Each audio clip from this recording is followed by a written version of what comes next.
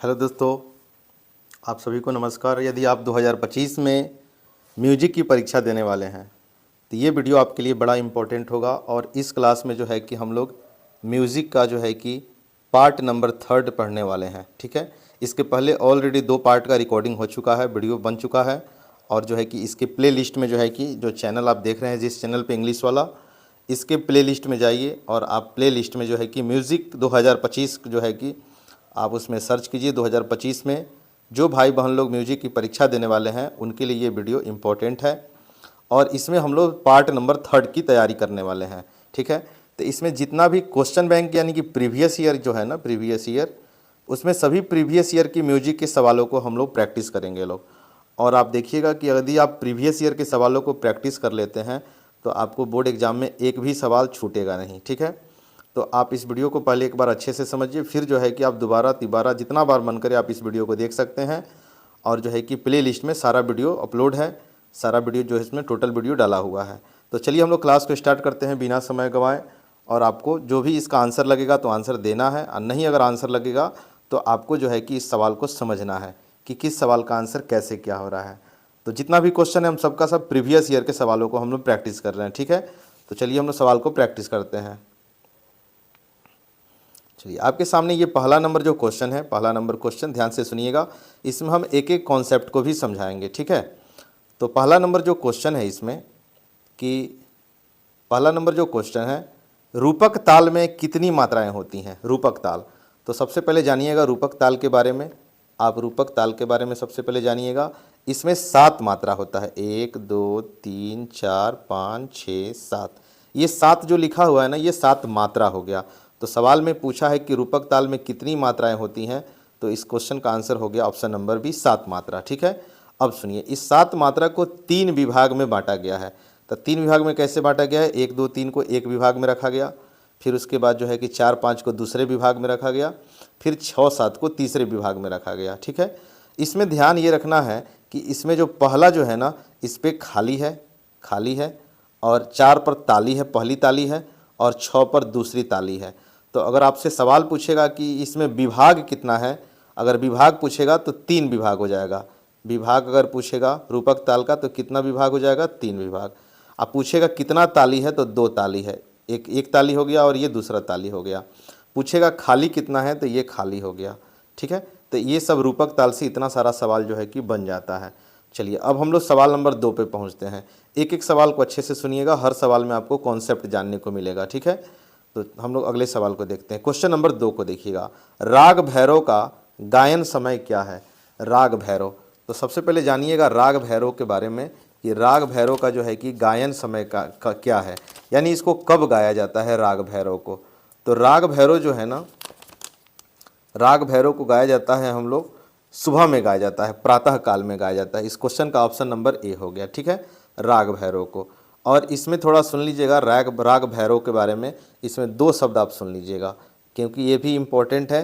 राग भैरव के बारे में हम जानते हैं, इसका आंसर हो गया ऑप्शन नंबर ए। राग भैरव में अगर आपसे वादी पूछता है कि वादी क्या है, वादी स्वर क्या है, तो वादी इसमें ध है। ठीक है, लेकिन अगर इसमें संवादी पूछता है कि संवादी स्वर क्या है, तो संवादी इसमें रे है। ठीक है, अगर राग भैरव में आपसे जाति पूछता है कि इसका जाति क्या है, तो इसका जाति संपूर्ण है। ठीक है, जाति इसका क्या है? तो संपूर्ण है। ये सब ध्यान रखिएगा राग भैरव से। ठीक है, और गाते कब हैं? तो प्रातः काल में गाते हैं। इस क्वेश्चन का ऑप्शन नंबर ए हो गया। आइए क्वेश्चन नंबर 3 को देखते हैं। क्वेश्चन नंबर 3 को देखिएगा, ध्रुपद में किस ताल का प्रयोग होता है? ये क्वेश्चन नंबर 3 है कि ध्रुपद में किस ताल का जो है कि प्रयोग होता है।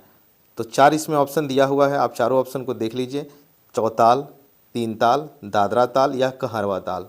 तो क्वेश्चन नंबर जो है कि 3 का जो आंसर हो गया कि ध्रुपद में किस ताल का प्रयोग होता है, तो चौताल का प्रयोग होता है। ठीक है, इसमें इसका आंसर हो जाएगा चौताल।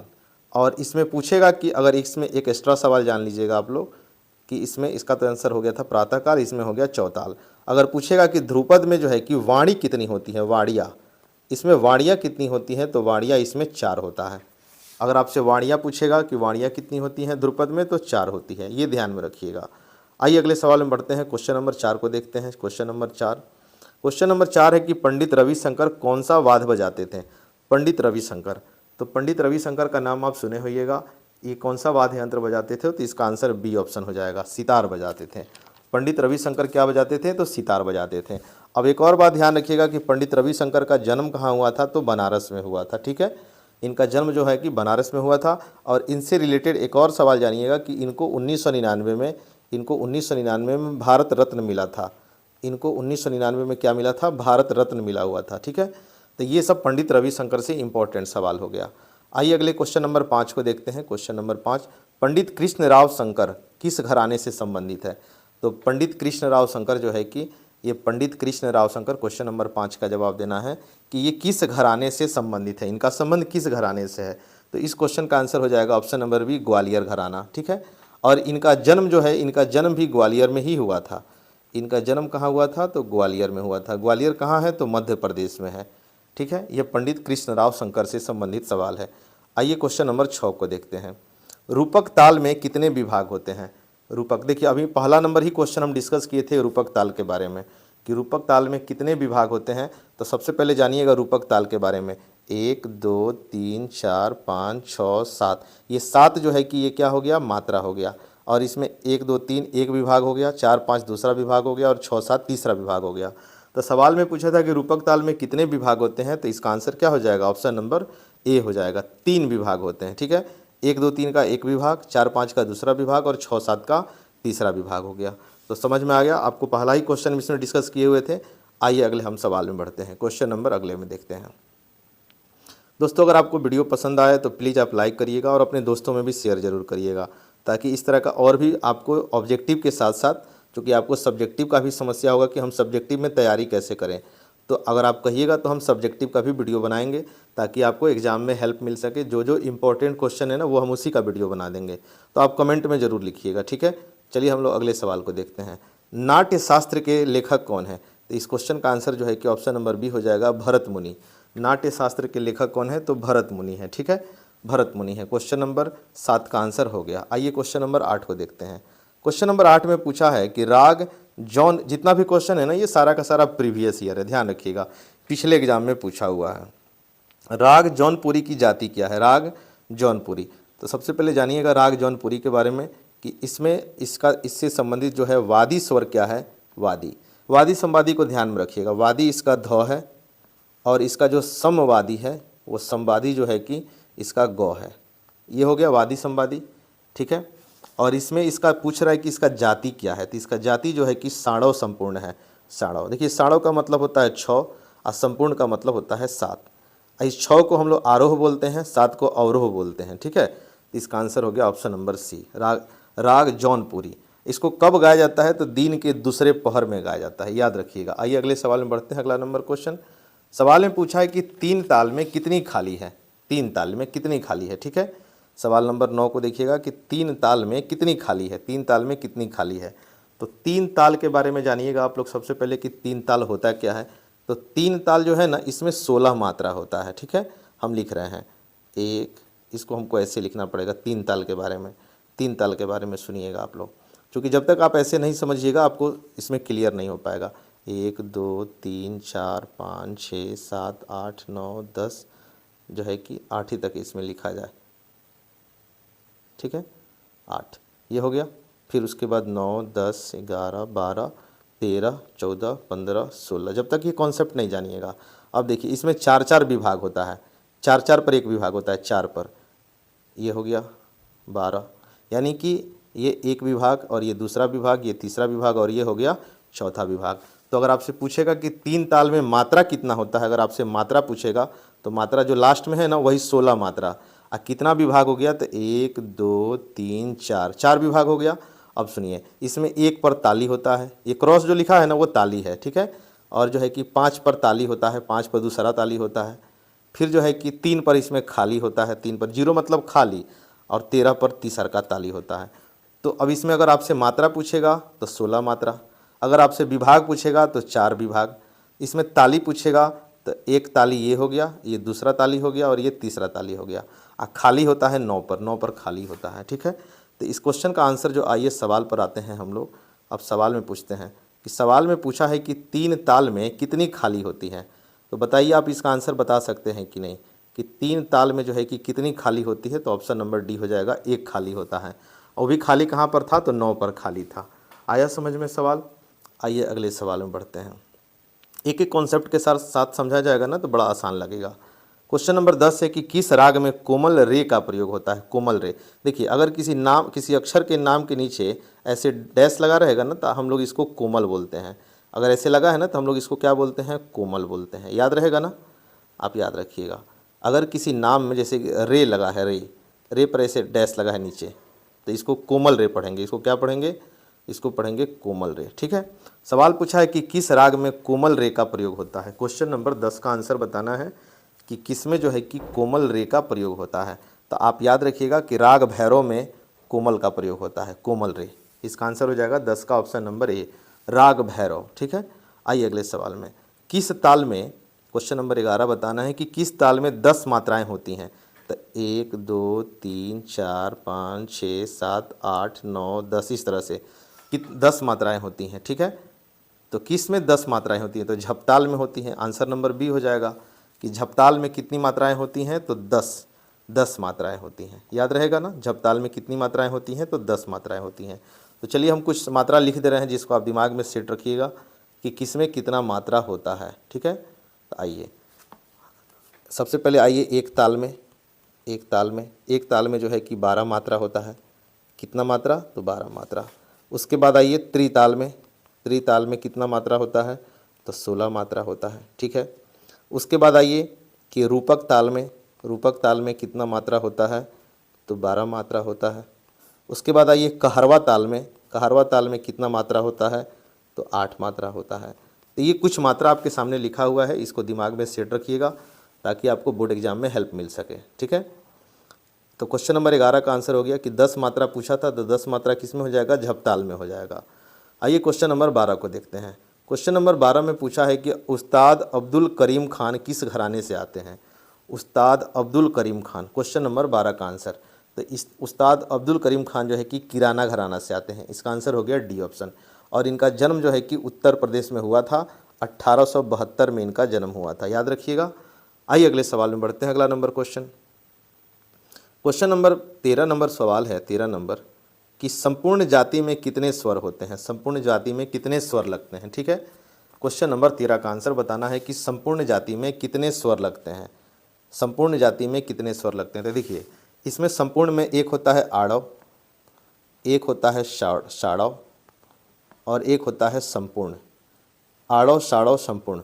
आड़व का मतलब हो गया 5, साड़व का मतलब हो गया 6 और संपूर्ण का मतलब हो गया 7। तो सवाल में पूछा है कि संपूर्ण जाति में कितने स्वर होते हैं, तो कितना हो जाएगा, 7 हो जाएगा। यही आपको याद रखना है। आड़व का मतलब 5, साड़व का मतलब 6 और संपूर्ण का मतलब 7।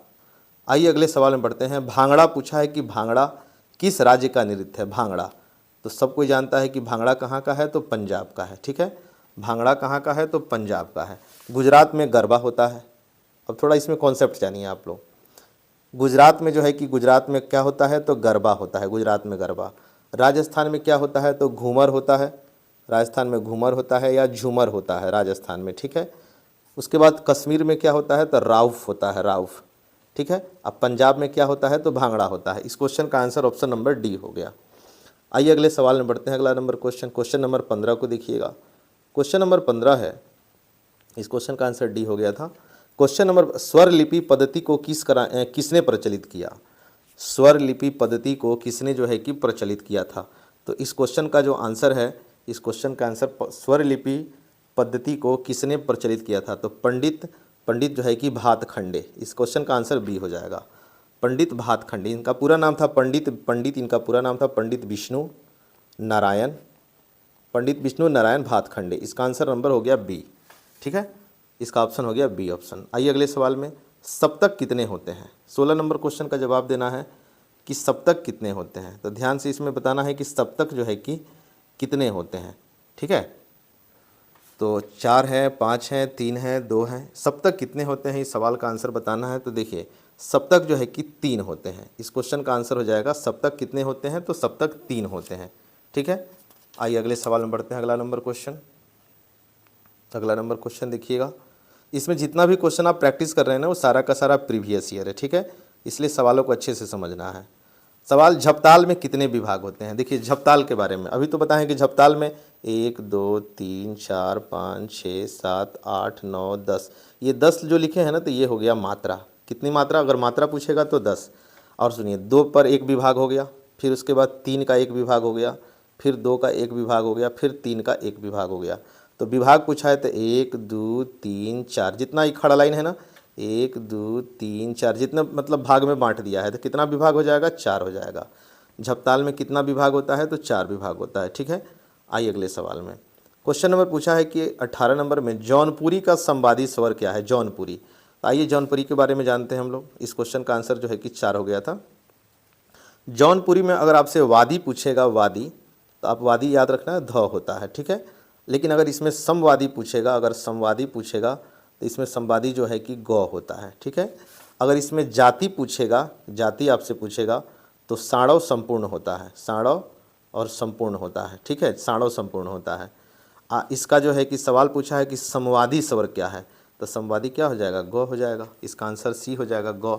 18 का आंसर जो है कि सी ऑप्शन हो जाएगा। ठीक है, आइए क्वेश्चन नंबर, सॉरी संवादी पूछा है ना, वादी पूछा है, संवादी पूछा है। वादी तो ध होता है, संवादी गौ होता है। जौनपुरी में, जौनपुरी का संवादी स्वर क्या है, संवादी स्वर क्या है तो गौ है। ठीक है, अच्छा 1 मिनट थोड़ा सा रुक जाइएगा। ये सवाल का जो है आंसर देखिए, आपको जो भी आंसर मिलेगा ना इस पे, आपको जो भी आंसर मिलेगा वो प्रमाणिक आंसर मिलेगा। ठीक है, राग जौनपुरी,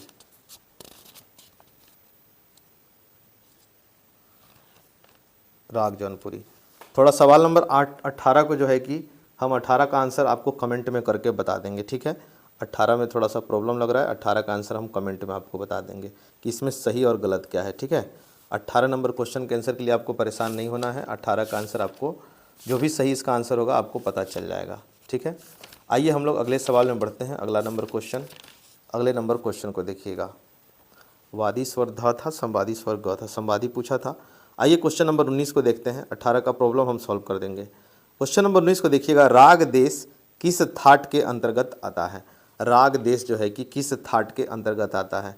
तो सबसे पहले राग देश के बारे में सुनिएगा, राग देश के बारे में, तो किस थाट के अंतर्गत आता है तो इसका आंसर सी हो गया, खमाज थाट। राग देश जो है कि किस थाट के अंतर्गत आएगा तो खमाज आएगा। इसके वादी और संवादी सुनिएगा। इसका वादी जो स्वर होता है ना वो रे होता है, इसका जो समवादी स्वर होता है वो संवादी स्वर वो जो है कि प होता है। ठीक है, इसका अगर जाति पूछेगा तो इसका जाति हो जाएगा औड़ो, इसका औड़ो और संपूर्ण हो जाएगा, औड़ो संपूर्ण हो जाएगा। इस सवाल में पूछा था थाट क्या है तो खमाज थाट है। आइए अगले सवाल में बढ़ते हैं। अगला नंबर क्वेश्चन, क्वेश्चन नंबर 20 को देखिएगा। आपको 20 का आंसर बताना है कि हिंदुस्तानी संगीत में चल और अचल मिलाकर कुल कितने स्वर होते हैं। क्वेश्चन नंबर 20 में कि हिंदुस्तानी स्वर में चल और अचल मिलाकर कुल कितने जो है कि स्वर होते हैं, तो कितने स्वर होते हैं तो 12 स्वर होते हैं। इसका आंसर हो गया ऑप्शन नंबर ए। इसमें 12 में याद रखिएगा कि 7 जो है कि वो शुद्ध होता है। 7 क्या होता है तो शुद्ध स्वर होता है। ठीक है, आइए अगले सवाल में बढ़ते हैं। क्वेश्चन नंबर 21 को बताना है। 21 का आंसर क्या होगा कि तानसेन जो है ना इस किस राजा के दरबारी गायक थे, तो किसके थे तो सम्राट अकबर के थे। इसका आंसर नंबर ए हो जाएगा, ऑप्शन नंबर ए, सम्राट अकबर, तानसेन। आइए क्वेश्चन नंबर 22 को देखते हैं। राग भीम पलासी का गायन समय क्या है। राग भीम पलासी, क्वेश्चन नंबर 22, राग भीम पलासी। तो आइए इसके भीम पलासी के बारे में जानते हैं कि भीम पलासी में सबसे पहले जानिएगा इसमें वादी क्या है। इसमें जो वादी जो स्वर है ना राग भीम पलासी का, इसमें वादी स्वर जो है कि मौ है। और अगर इसमें संवादी पूछेगा तो संवादी जो है कि सौ है। वादी मौ है, संवादी सौ है, याद रखिएगा। और इसमें जो है कि इसका जाति अगर पूछेगा तो इसका जाति है आड़व और संपूर्ण, आड़व संपूर्ण इसका जाति हो गया। ठीक है, कब गाया जाता है तो अपराह्न में गाया जाता है। अपराह्न का मतलब शाम में गाया जाता है। इस क्वेश्चन का आंसर हो गया बी ऑप्शन। आइए क्वेश्चन नंबर हम लोग 23 को देखते हैं। क्वेश्चन नंबर 23 का आंसर, क्वेश्चन नंबर 23 को देखते हैं लोग। क्वेश्चन नंबर 23 में पूछा है कि राग भैरवी किस जाति का राग है। राग भैरवी, तो राग भैरवी के बारे में जानना है कि राग भैरवी जो है कि वो किस जाति का राग है। राग भैरवी 23 का आंसर बताना है। तो राग भैरवी जो है कि इसका आंसर हो जाएगा संपूर्ण हो जाएगा। देखिए अगर जिसमें संपूर्ण संपूर्ण होता है ना, संपूर्ण संपूर्ण, जिसमें संपूर्ण संपूर्ण होता है दो, जैसे ये आरोह हो गया और ये अवरोह हो गया, तो आप इसको मिलाकर एक ही बार संपूर्ण बोल सकते हैं। जैसे दो बार संपूर्ण है ना, तो इसको आप एक बार संपूर्ण बोल सकते हैं। तो ये संपूर्ण लिखा है मतलब आप समझ जाइएगा कि यहाँ दो बार संपूर्ण लिखा हुआ है। इस क्वेश्चन का आंसर सी हो गया। आइए क्वेश्चन नंबर 24 को देखते हैं। 24 है, अभिनव राग मंजरी के लेखक कौन थे? अभिनव राग मंजरी के जो है कि लेखक कौन थे? तो इस क्वेश्चन का आंसर हो जाएगा राग मंजरी के लेखक कौन थे? 24 नंबर क्वेश्चन का आंसर आपको देखना है कि पंडित भात खंडे। इसका आंसर हो जाएगा ऑप्शन नंबर ए, पंडित भात खंडे। आइए अगले क्वेश्चन को, राग भैरवी का वादी स्वर क्या है? 25 का आंसर बताना है कि राग भैरवी का वादी स्वर जो है कि क्या है? राग भैरवी का वादी स्वर क्या है? इस क्वेश्चन का आंसर बताना है कि राग भैरवी का वादी स्वर क्या है। ठीक है, तो राग भैरवी का वादी स्वर क्या है? 25 का आंसर बताना है राग भैरवी का वादी स्वर क्या है। तो इस क्वेश्चन का आंसर मौ हो जाएगा, वादी हो जाएगा मौ। आइए अगले सवाल में बढ़ते हैं। अगला नंबर क्वेश्चन 25 का आंसर हो गया वादी स्वर हो गया मौ। अगले क्वेश्चन को देखते हैं। उस्ताद फैयाज खान, उस्ताद जो है कि फैयाज खान किस घराने से संबंधित हैं? उस्ताद फैयाज खान, तो उस्ताद फैयाज खान किस घराने से संबंधित है? 26 का आंसर बताना है। तो 26 का आंसर हो जाएगा ऑप्शन नंबर ए, आगरा घराने से। इनके बारे में एक और बात याद रखिएगा, इनको जो है कि संगीत का सूर्य कहा जाता है। उस्ताद फैयाज खान को कहा जाता है संगीत का सूर्य कहा जाता है। अगर पूछे संगीत का सूर्य किसको कहा जाता है, तो उस्ताद फैयाज खान को कहा जाता है। इनका संबंध आगरा घराने से था। आइए अगले सवाल में बढ़ते हैं। भारतीय संगीत में कितनी श्रुतियाँ हैं? भारतीय संगीत में कितनी श्रुतियाँ हैं? ये सवाल पूछा है कि भारतीय संगीत में कितनी जो है कि श्रुतियाँ हैं। 27 का आंसर बताना है। तो संगीत में कितनी श्रुतियाँ हैं? तो 22 श्रुतियाँ हैं, याद रखिएगा। आइए अगले सवाल में बढ़ते हैं। क्वेश्चन नंबर 28 को देखिएगा। क्वेश्चन नंबर 28 में ये दिया हुआ है कि ख्याल गायन में किस प्रकार के तालवाद्य का प्रयोग होता है? ख्याल गायन में, जो ख्याल गायन होता है ना, उसमें किस प्रकार का जो है कि वाद्य का प्रयोग होता है? तो ख्याल गायन में तबला का प्रयोग होता है। आंसर ए हो गया। आइए क्वेश्चन नंबर, राग भैरव का वादी स्वर क्या है? क्वेश्चन नंबर 19 को देखना है कि राग भैरव का वादी स्वर क्या है। ठीक है, राग भैरव का वादी स्वर क्या है? तो इसमें इसका आंसर हो जाएगा कोमल धैवत। कोमल धैवत, धैवत का मतलब ध और नीचे ऐसे लाइन लगा रहेगा, तो मतलब इसको कोमल पढ़ा जाएगा, कोमल धैवत। क्वेश्चन नंबर 30 को देखिएगा। क्वेश्चन नंबर 30 का आंसर जो है कि बताना है कि संगीत में, क्वेश्चन नंबर 30 को देखना है, संगीत में कितने शुद्ध स्वर होते हैं? संगीत में जो है कि कितने शुद्ध स्वर होते हैं? तो 7 इसमें शुद्ध स्वर होते हैं। ठीक है, 7 शुद्ध स्वर होते हैं। तो ये क्वेश्चन नंबर 30 का आंसर हो गया। अगला क्वेश्चन है कि कहारवा ताल में कितनी मात्राएं होती हैं? कहारवा ताल में कितनी मात्राएं होती हैं? तो कहारवा ताल में कितनी मात्राएं होती हैं? तो 8 मात्राएं होती हैं। ठीक है, आइए अगले सवाल में, निम्न में से किस ताल में 12 मात्राएं होती हैं? पूछ रहा है कि किस में 12 मात्रा, तो झपताल में तो कितना होता है? 10 होता है। अब आपको 32 नंबर क्वेश्चन का आंसर देखना है कि किस में जो है कि 12 मात्राएं होती हैं। तो इसका आंसर हो जाएगा एक ताल में। एक ताल में कितनी मात्राएं होती हैं? तो 12 मात्राएं होती हैं। ठीक है, क्वेश्चन नंबर 33 को देखिएगा कि ख्याल गायन के में कितने अंग हैं? जो ख्याल गायन है उसमें कितने अंग हैं? तो इसमें याद रखिएगा, ऐसे रूपक अगर पूछेगा तो इसमें 7 मात्रा होता है। ठीक है, रूपक में कितना होता है? तो 7 होता है।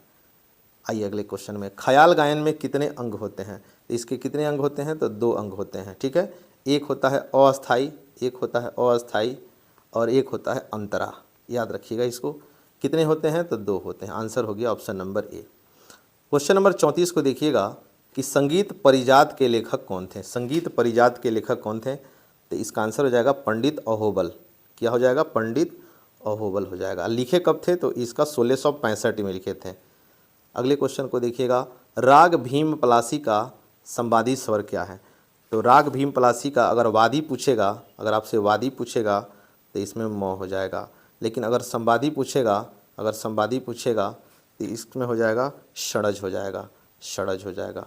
ठीक है, तो सवाल 35 में पूछा है कि इसमें संवादी स्वर क्या है? तो इस क्वेश्चन में इसका आंसर हो जाएगा इनमें से कोई नहीं। ठीक है, और इसमें अगर आपसे जाति पूछेगा, अगर जाति पूछेगा तो इसका जाति हो जाएगा औड़ो, औड़ो और संपूर्ण हो जाएगा, औड़ो संपूर्ण हो जाएगा। ठीक है, तो ये टोटल 35 क्वेश्चन था, इसमें टोटल 35 क्वेश्चन था। तो वीडियो कैसा लगा आपको? वीडियो कैसा लगा आप कमेंट करें। आप जो है कि कमेंट करें कैसा लगा, ताकि और जो है कि आपको सब्जेक्टिव का अगर वीडियो चाहिए, सब्जेक्टिव के लिए चाहिए, क्वेश्चन आंसर का चाहिए, तो आप जो है कि आपको कमेंट करना है, ठीक है। और अच्छा लगा हो तो लाइक करें और प्लीज़ शेयर ज़रूर करिएगा, ताकि हमको इस तरह और भी ढेर सारा वीडियो बना सकें। चलिए मिलते हैं फिर अगले वीडियो में, तब तक के लिए धन्यवाद।